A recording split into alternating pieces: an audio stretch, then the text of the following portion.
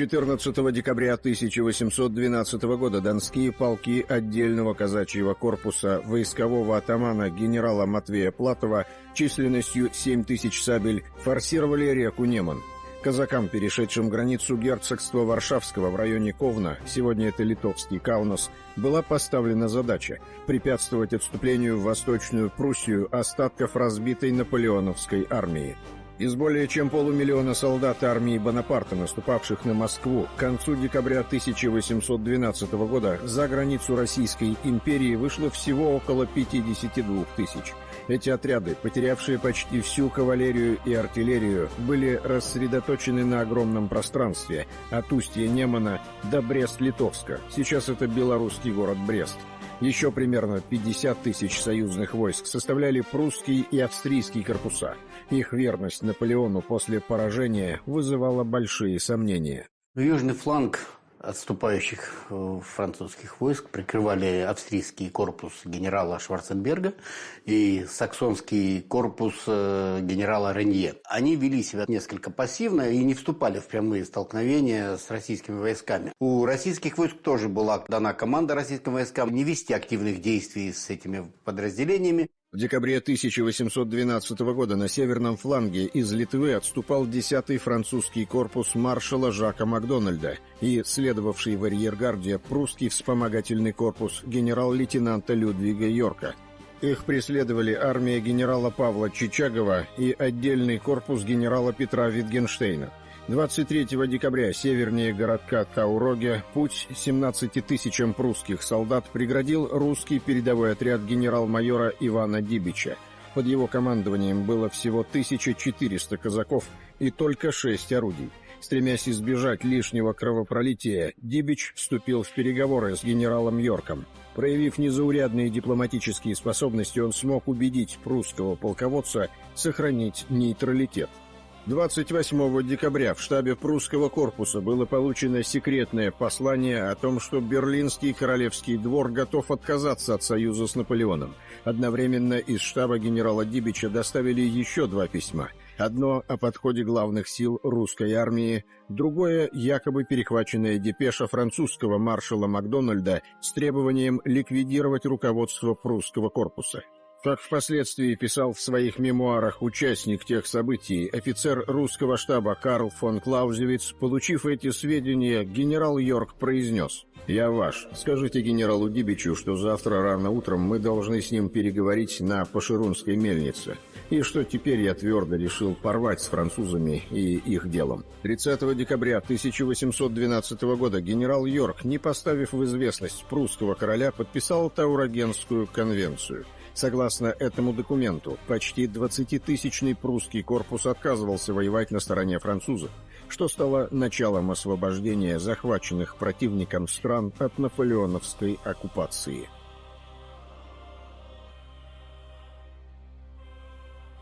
В отличие от императора Александра I, главнокомандующий русской армией генерал-фельдмаршал Михаил Кутузов был противником заграничных походов. Он говорил, что, воюя на территории Европы и свергая Бонапарта, русская армия способствует усилению Англии. Ее светлейший князь считал будущим врагом Российской империи. Тем не менее, полководец не решился открыто перечить государю. 2 января 1813 года фельдмаршал Кутузов в приказе по армии поздравил русских воинов с изгнанием врага из России и призвал их, цитата, «довершить поражение неприятеля на собственных полях его». В документе также особо подчеркивалась важность деликатного отношения к местному населению за границей. «Не последуем примеру врагов наших в их буйстве и неистовствах, унижающих солдата. Они жгли дома наши, ругались святынею, и вы видели, как десница Вышнего праведно отметила их нечестие. Будем великодушны, положим различие между врагом и мирным жителем. Справедливость и кротость в обхождении с обывателями покажет им ясно, что не порабощение их и не суетной славы мы желаем, но ищем освободить от бедствия и угнетений даже самые те народы, которые вооружались против России». 13 января 1813 года главная русская армия 3 колоннами перешла по льду реку Неман и двинулась в Европу. 5 января уже был занят Кенигсберг. Соответствующим образом там были захвачены достаточно богатые трофеи, в том числе несколько тысяч взятых в плен французских раненых солдат. Да? 5 февраля был занят Плотск, ну и буквально несколько дней спустя была захвачена Варшава практически без боя. Опять же, здесь нужно подчеркнуть, что население покоренных Наполеоном территорий, скажем, видимо, натерпевшись от французских завоевателей, практически не оказывало сопротивления, и более того, восторженно встречала входившая на их территорию армия освободителей. Покидая разгромленную армию 6 декабря 1812 года, Наполеон I передал главное командование маршалу Иоахиму Мюрату. Ему было приказано укрепиться и сдерживать наступающие русские полки в районе Вильна. Это сегодняшний Вильнюс. Однако, узнав об измене прусского корпуса генерала Йорка, Мюрат спешно отвел войска за Вислу, после чего самовольно сдал командование Эжену де Багарне, приемному сыну Наполеона и вице-королю Италии. В начале февраля 1813 года генерал от инфантерии Михаил Милорадович со стороны России подписал под Варшавой конвенцию о перемирии с фельдмаршалом Карлом Шварценбергом. После этого австрийский военачальник отвел свою 42-тысячную группировку на юг к Кракову. Вместе с ним также ушел 15-тысячный польский корпус генерала Юзефа Понятовского. В свою очередь, 10-тысячный 7-й саксонский корпус под командованием французского генерала Жана Ренье пытался отступить на запад к городу Калиш, где 13 февраля был разбит передовым русским отрядом генерала Фердинанда Винценгероде. Через 10 дней в Калиш перебазировался штаб фельдмаршала Кутузова. Сюда же прибыл император Александр I. К середине февраля 1813 года 100-тысячная русская армия совершила мощный бросок на 800 километров, вышла к реке Одер, Висле. Соответственно, была освобождена большая часть Пруссии Восточной, большая часть Герцогства Варшавского. Такое продвижение стало возможным благодаря тому, что союзник в виде Австрии, Наполеона, отказался от дальнейшего с ним коалиционного взаимодействия. В Париж из русского похода Наполеон вернулся 18 декабря 1812 года. Он стремился выиграть время, чтобы собрать новые войска. В России еще оставалось около 60 тысяч солдат его армии, и французский император надеялся, что ему удастся задержать продвижение сил фельдмаршала Кутузова на запад. Он вынужден был собрать новую армию. И для этого были использованы Национальная гвардия, матросы, кроме того, ветераны, то есть те люди, которые уже вроде бы и не должны были служить, но был увеличен возрастной ценз. А также была призвана молодежь. То есть таким образом была просто расширена призывная база. К весне 1813 года новые французские войска численностью до 130 тысяч человек были готовы к бою. Однако из-за отсутствия времени и ресурсов собрать сильную кавалерию и артиллерию не удалось. В кавалерийских частях насчитывалось всего 8 тысяч всадников, а в артиллерийских подразделениях лишь 250 орудий. Тем не менее, 15 апреля Наполеон выехал из Парижа в Майнц на границе Франции, чтобы возглавить вновь сформированную Великую армию. Соединившись с войсками генерала Эжена де Багарне и германских союзников, он собирался ударить своей 200-тысячной армией по русским и прусским войскам. Их численность на тот момент составляла менее 100 тысяч солдат. Согласно плану Бонапарта, французские полки должны были отбросить русскую армию и вновь подчинить восставшую Пруссию. Еще 22 января 1813 года командир кавалерийского подразделения армии адмирала Павла Чичагова, генерал-адъютант Александр Чернышов, направил письмо главнокомандующему Михаилу Кутузову. В нем он предложил сформировать 3 летучих отряда, которые должны были совершать вылазки в глубоком тылу противника. В докладной, в частности, говорилось: «Нельзя терять ни минуты. Французские гарнизоны должны быть подвергнуты атакам, пока они ослаблены и сбиты с толку. Нельзя дать им возможность восстановить силы». Инициатива генерала-адъютанта Чернышова была поддержана на самом высоком уровне. По согласованию с императором Александром I уже через 2 дня были сформированы 3 диверсионно-партизанских соединения. Их основу составляли донские казачьи полки, а также гусарские и драгунские части общей численностью около 5000 человек. Командирами летучих отрядов стали сам Александр Чернышов, генерал-майор Александр Бенкендорф и полковник Фридрих фон Теттенборн.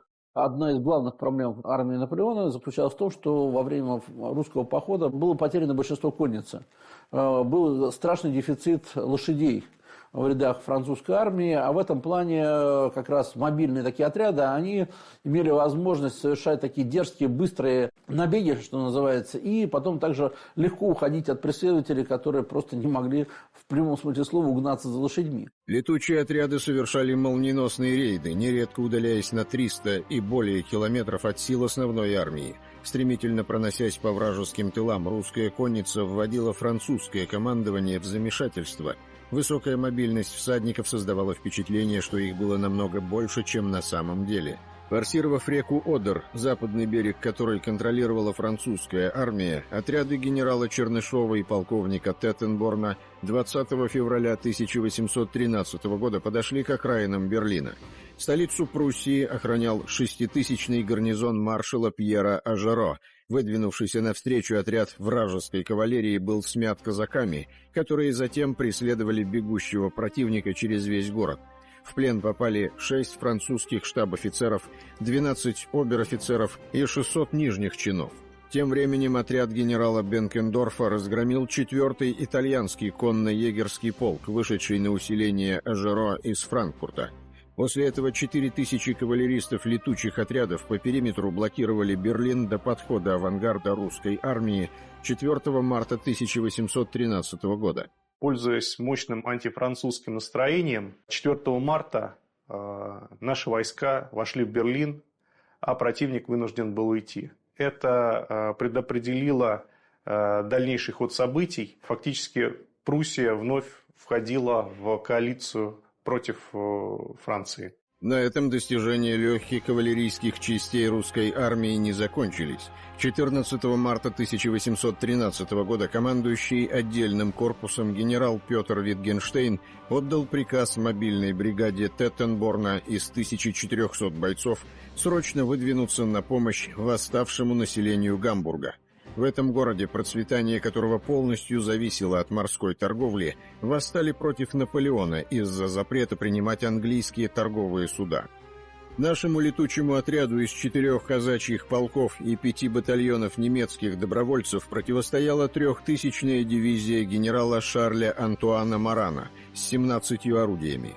Противник наступал с востока с целью подавить восстание, однако пройти французским войскам не удалось. 17 марта во время переправы через Эльбу на западный берег один из вражеских отрядов был разбит, а еще через 2 дня казаков Теттенборна, произведенного за эту операцию в генерал-майоры, встречало ликующее население Гамбурга. Это сроки из рапорта фельдмаршала Кутузова императору Александру I от 26 марта 1813 года. Полковника Теттенборна встретили гамбургские депутаты и объявили ему, что в Гамбурге французское правление низложено и что город добровольно вооружает для содействия нам 5000 человек. 19 марта отряд его выступил из Бергдорфа к Гамбургу. Сенаторы встретили его на половине дороги и вручили ему ключи от города, которые при сём повергаю к стопам вашего императорского величества.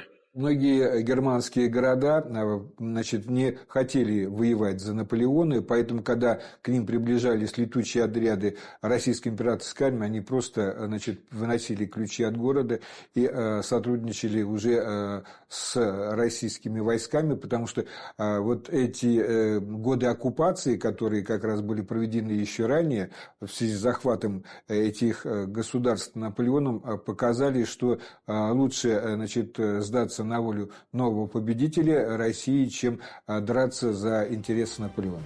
После вступления Пруссии в войну против Наполеона на стороне России объединенная русско-прусская армия под общим командованием генерал-фельдмаршала Михаила Кутузова зашла в Саксонию. 27 марта 1813 года был взят Дрезден, а 3 апреля авангард союзников вошел в Лейпциг. Но 28 апреля в результате полиневрита Михаил Кутузов скончался. На его место Александр I назначил генерала Петра Витгенштейна.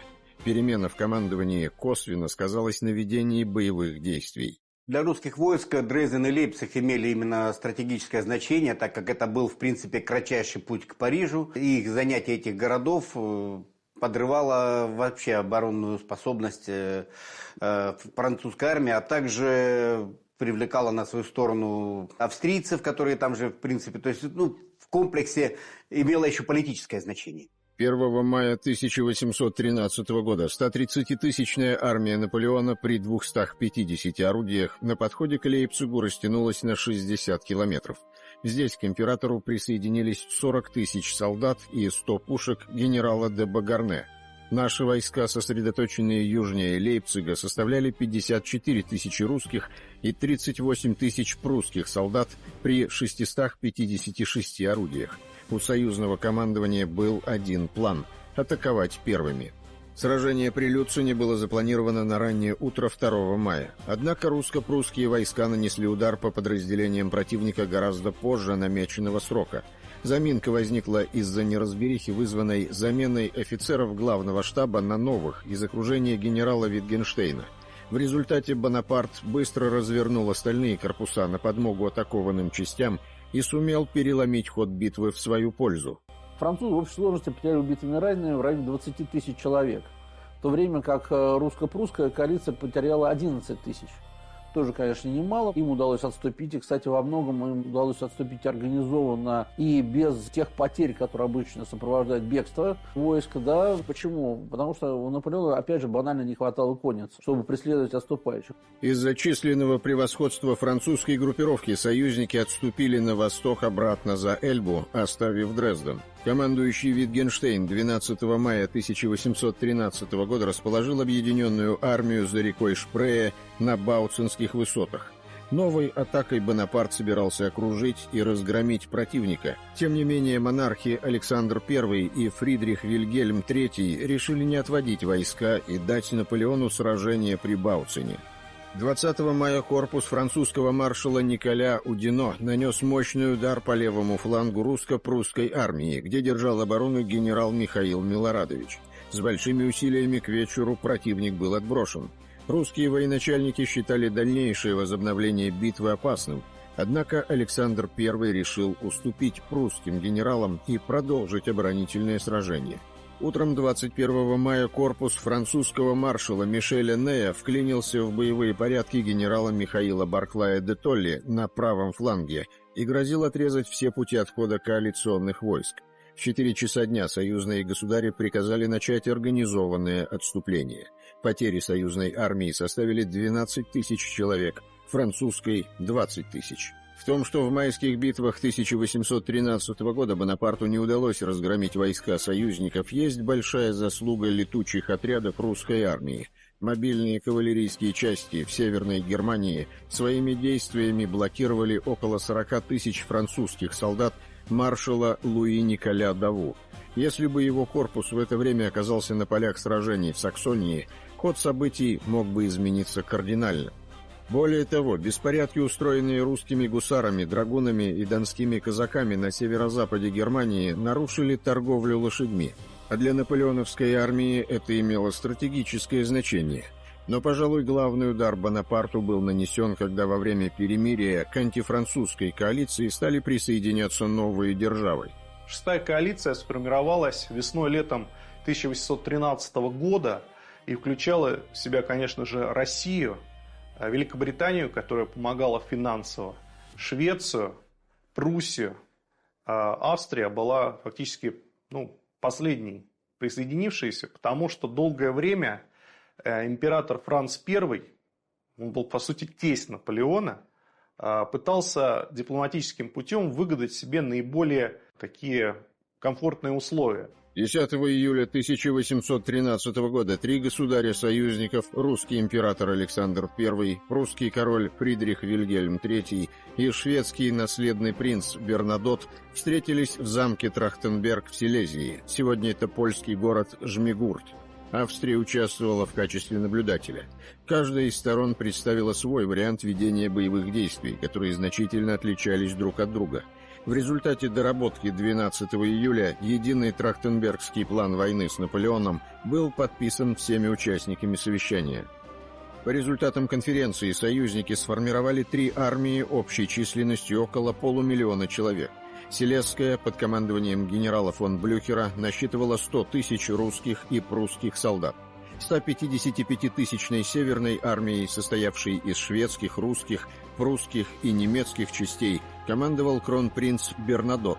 Самой южной, богемской армии было 235 тысяч австрийских, русских и прусских солдат под командованием фельдмаршала Шварценберга. В расположении штаба также находилась и ставка союзных монархов, которые вместе руководили всей военной кампанией. Шестой коалиции был выработан так называемый Трахтенбергский план, основной целью которого было не вступать в боевые сражения с основными силами наполеоновской армии, а именно наносить удары по частям, которыми руководили генералы Наполеона, то есть они были менее, допустим, подготовлены или, может быть, менее малочисленны. Этот план, в принципе, был предложен бывшим маршалом Наполеона Бернадоттом.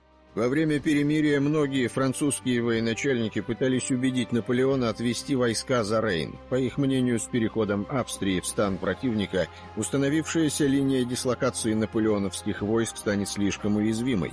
В своем научном исследовании русский военный историк генерал-лейтенант Модест Богданович со ссылкой на воспоминания участников событий приводит слова Бонапарта.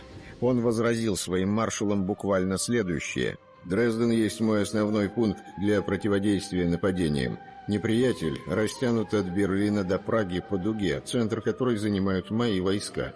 Занятое мною расположение представляет такие выгоды, что неприятель, победив меня в 10 сражениях, едва ли может оттеснить меня к Рейну, между тем, как одно выигранное сражение приведет нас в неприятельскую столицу, освободит наши гарнизоны крепостей на Одере и Висле и принудит союзников к заключению мира». По окончании перемирия 11 августа 1813 года французская армия за счет новых призывников и резервов насчитывала около 440 тысяч солдат и была не намного меньше объединенных войск союзников. Для атаки на Берлин Бонапарт отправил 3 корпуса, около 80 тысяч человек под командованием маршала Удино. 23 августа в районе деревни Гроссберен силы Северной армии кронпринца Бернадотта разгромили наполеоновские войска.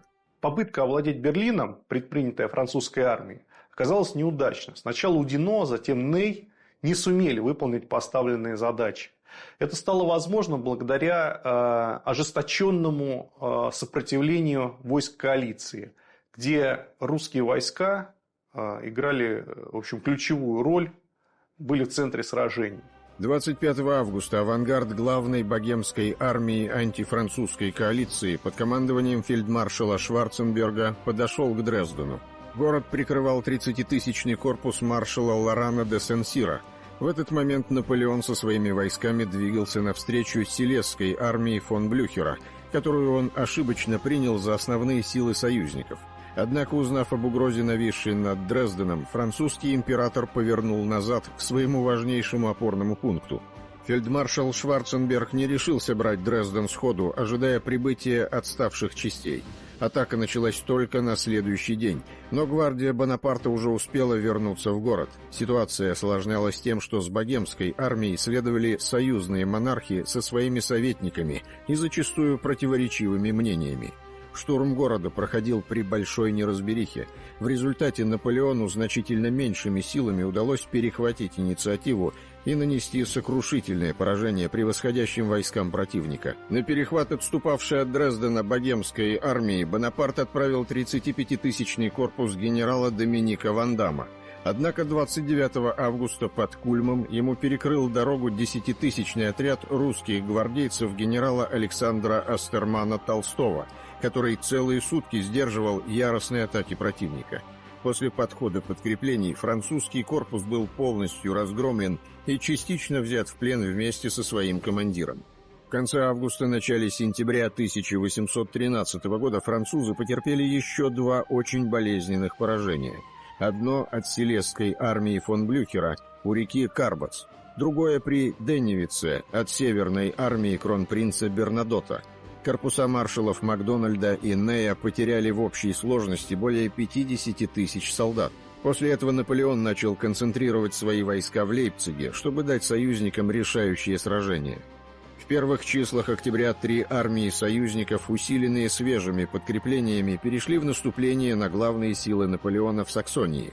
Войска коалиции, насчитывавшие свыше 300 тысяч человек, в том числе 127 тысяч русских солдат, надвигались сразу с двух сторон – с севера и юга. В распоряжении Бонапарта было около 200 тысяч человек. Сражение под Лейпцигом началось 16 октября 1813 года. Наполеон принял участие в генеральном сражении под Лейпцигом, которое получило название «Битва народов», которая была на огромном театре боевых действий. Вот это как раз тоже была ошибка Наполеона. Лучше проводить генеральное сражение на какой-то отдельно взятой территории.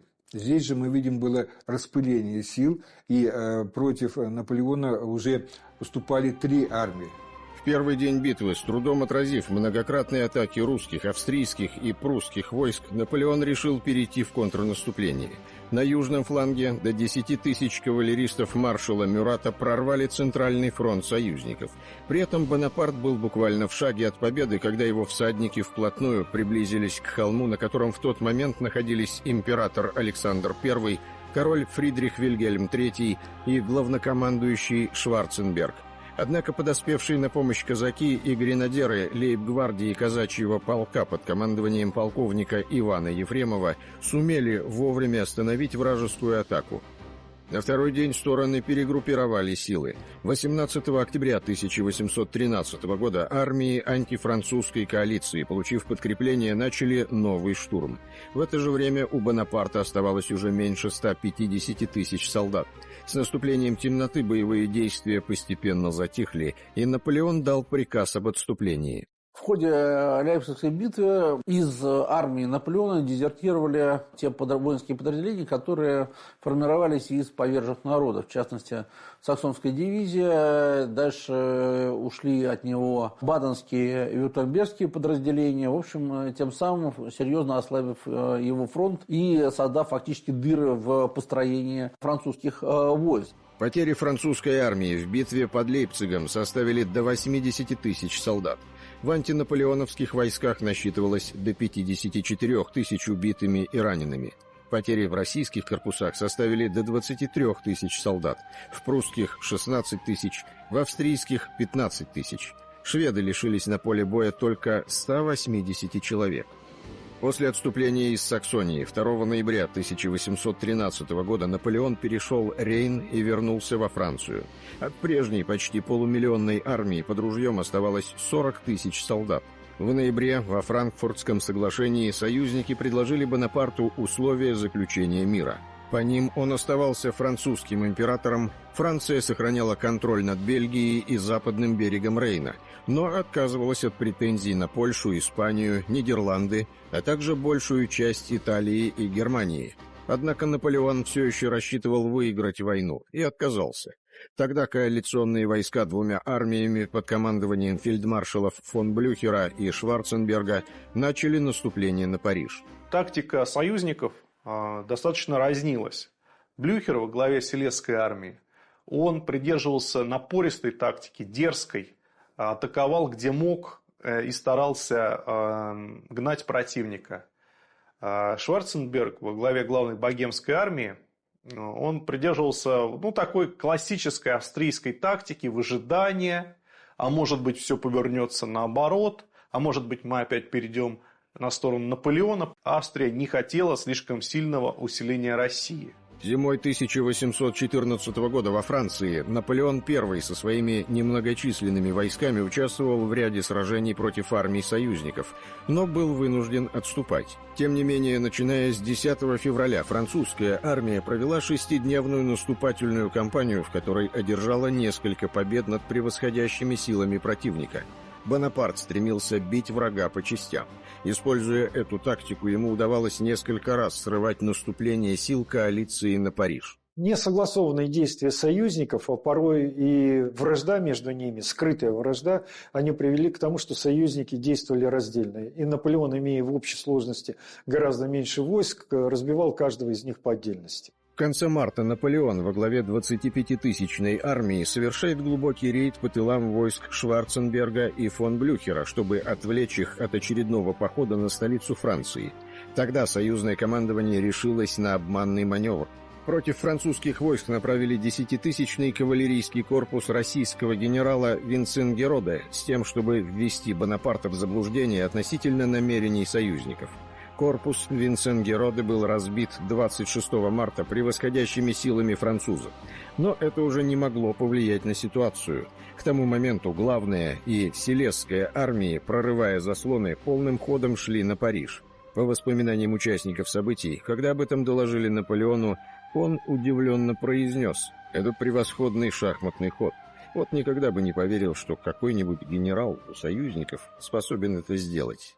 Тактика Винценгероде была такова, что он во всех местах остановки начинал строить квартиры и имитировал, что здесь идет основные силы коалиции. Наполеон направил против него свои войска, даже разбив его, но он, оголив тем самым другие свои фланги, уже изменить что-то было уже некогда, то есть у него не было такой возможности. 29 марта 1814 года союзные армии общей численностью 100 тысяч солдат, из которых было 63 тысячи русских, подошли к Парижу. Его обороняли 26 тысяч регулярных войск и 12 тысяч ополченцев Национальной гвардии. Через 2 дня ожесточенных боев столица Франции капитулировала. 31 марта коалиционные войска торжественным маршем вступили в город. Кавалькаду возглавляли русские кавалеристы-гвардейцы и казаки. После них следовали гусары и кирасиры прусской гвардии. Затем горцевали драгуны и гусары русской гвардии. За ними верхом ехали император Александр I, король Пруссии Фридрих Вильгельм III и австрийский князь Шварценберг. Наполеон узнал о капитуляции Парижа на подъезде к столице.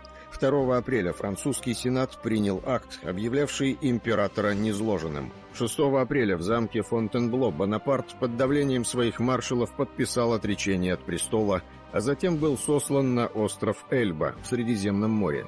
Королем Франции стал Людовик XVIII. 13 мая 1814 года между союзниками и Францией был подписан Парижский мирный договор.